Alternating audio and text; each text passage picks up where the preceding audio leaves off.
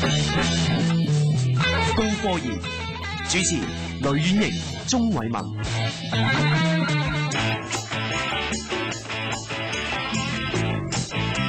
高科熱點。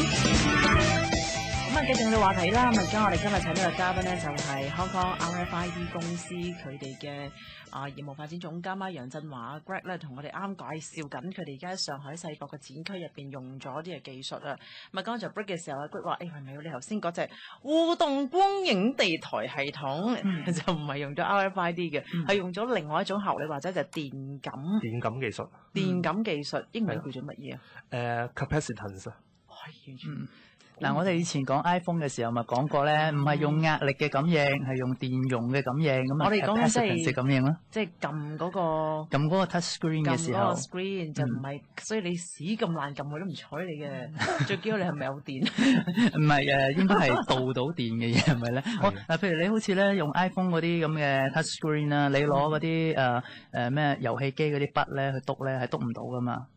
因為咧嗰個唔係你嘅皮膚，你皮膚咧可以產生個電感咁先會有。死我又諗下你低能嘢啦！又切咗人哋手指。我又諗埋低能嘢，你點知啊？咁你要問專家做唔做到呢個？係啦，即係你知啊，通常呢啲咁樣用呢啲人睇啲人即係睇戲咁講噶嘛，即係因為你係你就係嗰個高層嘅要員，結果得你隻手指走去撳，咁理論上而家用呢啲咁嘅電感咧得唔得㗎？嗱，我哋嘅電感咧，其實剁咗個手都得嘅，但係咧，我哋嗰個係得㗎，係得嘅，因為其實我哋個目標係我哋數人數嘅啫嘛，所以你話剁咗好多個手腳擺喺嗰度咧，佢都會數到好多人數喺度。你知唔知外國咧有啲咧就攞啲香腸仔啊，有啲咧魚肉腸啊，你應該見過一次。霹靂大肉腸係啦，嗰類咧可以做支筆㗎，你用喺啲 touch screen 上會用到，剁碎都得嘅原來。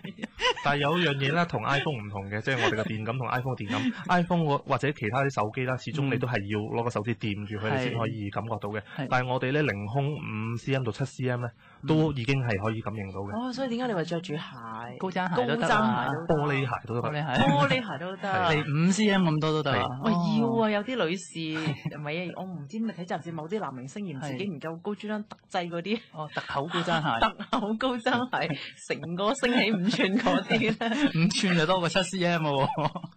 所以佢哋啱啊，諗埋呢一步，得㗎係嘛？你係再厚啲、再高啲凌空得唔得咧？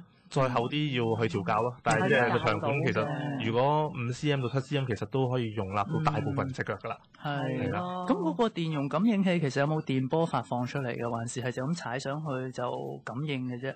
冇電波發出嚟嘅，就因為其實你本身個人踩落去啦，喺我哋嗰度其實有塊感應片嘅，個感應片嘅電容會變咗嘅。咁我哋就經過一輪嘅計算之後咧，咁就其實可以決定到上面究竟係咪有腳踩喺上面，或者有幾多隻腳踩喺上面咁樣。係貓腳都得㗎嗬。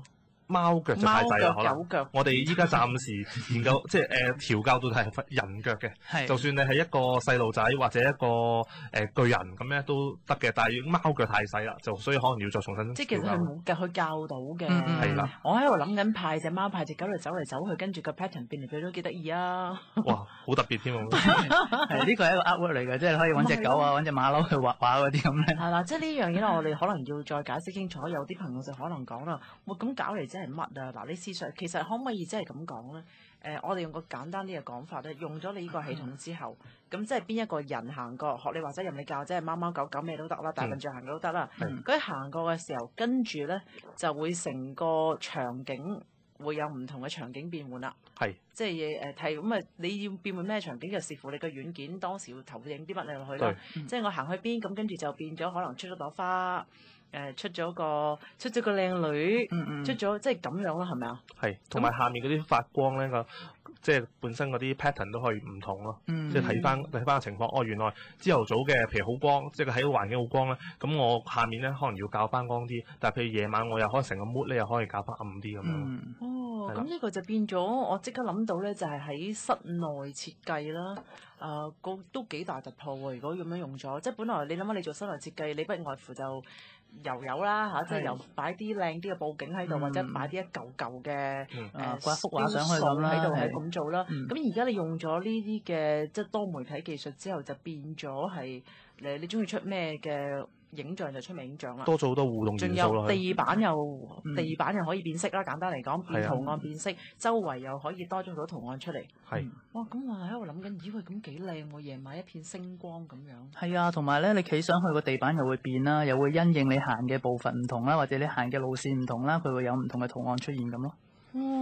咁你幾叻仔喎，做到咁。我啲工程師叻嘅。咁你要搬翻嚟香港展覽下啦，呢個係咪？暫時淨係喺世博先有得睇係咪咧？暫時係。暫時係。係，但係我哋都同幾間香港嘅嗰啲時裝連鎖店傾緊㗎。我知諗緊你時裝連鎖店啦、商場啦，因為譬如而家我哋搭地鐵啦，我哋都見到佢要應用多咗呢啲咁樣嘅，不過佢就簡單啲，喺頂度裝個投影機，咁你行過嗰度就可能有啲地下有啲公仔會變啊 project 個圖案出嚟。但係佢唔可以因應你行到去邊而變化㗎嘛？有啲都因應到㗎，有啲都因應到，不過嗰啲因應到咧就唔係靠地板感應咯，佢係有個紅外線 sensor 知道你行去咩位置咁樣咯，都有嘅。係啦，之前我哋都有介紹過啦，就係投射一個好似水喺地下，跟住你行上去嘅時候，佢會有水花濺起啊嘛地下，但係嗰個係一個投影嘅影像嚟嘅。咁同埋佢個地板係冇感應咯。咁而家你講呢一個咧，就地板有感應，就再先進好多啦。但係都係你啲影像都係透過投影出嚟嘅。唔係，直情係 LED 射喺地板滲上嚟嘅咁犀。個感覺好似係你上咗舞台嘅明星咁樣，個地下跟住啲光射出嚟，所以個感覺幾好嘅。如果你大家去世博，一定要去最佳城市前館去睇睇啦。喂，咁我覺得你哋應該揾下啲即係啲歌星做 show 嗰啲啦。我覺得舞台方面其實佢哋好有用喎呢樣。其實我哋一個合作伙伴咧叫做 DVIS 啦，佢哋幫好多啲明星啦去做舞台嘅其中一個，我知道係古巨基啦。其實佢哋都幫我哋傾緊㗎啦。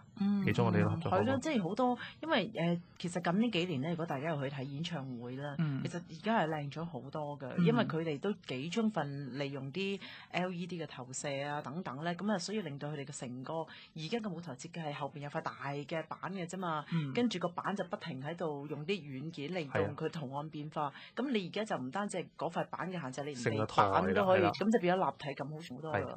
佢哋追技術追得好快嘅，其實喺香港嘅演唱會嘅舞台設計嗰方面。咁啊，咦，咁啊，即係你哋搞咗兩樣嘢喎，一個係用 RFID 嘅技術，另外一個就係啲電感技術喎。對。咁講完呢壇，我哋講翻頭先你嗰個 RFID 啊。好啊。RFID 嗰個喺場館入邊嗰個玩法就係大家入場嘅時候派條手帶，嗰個就係有好似你當係內置八達通或者內置嗰個都要通咁樣啦。咁去到展館嘅唔同地方就玩遊戲就要控下去啦，揾條帶。咁而從中咧，你哋亦都可以能夠統計到啲人究竟而家喺邊度做緊啲乜嘢，同埋好似你話齋，甚至可以如果人太多嘅話，就唔俾佢再玩啦。遊戲結束，你已經玩了超過2次，對，不能再玩了，半小時後再來啦，歡迎光臨。或者人少啲再來啦。喂，咁呢個嘅會唔即係咁多人啦？嗱，話你話一日個人少咗7000人喎，會唔會撞到擰不能？呢畢竟都係靠射頻嘅啫嘛。暫時都冇呢個情況發生，因為始終每條手帶咧，佢個編碼係唯一嘅。咁所以呢個唯一號講緊可以應付過億嘅人次㗎。咁成個世博，我諗你7000人一日，咁成180日點都去唔到嗰個目標咯。咁所以嚟講，喺呢個情況嚟講咧，嗰陣同政府傾過呢個技術咧係可行，亦都唔會有任何問題嘅。係啊，其實我知道咧，根本而家 RFID 仲有好多其他嘅應用啦。咁唔係我哋淨係知道嘅咁短距離，即係好似你將八達通要控到咁埋先得嘅。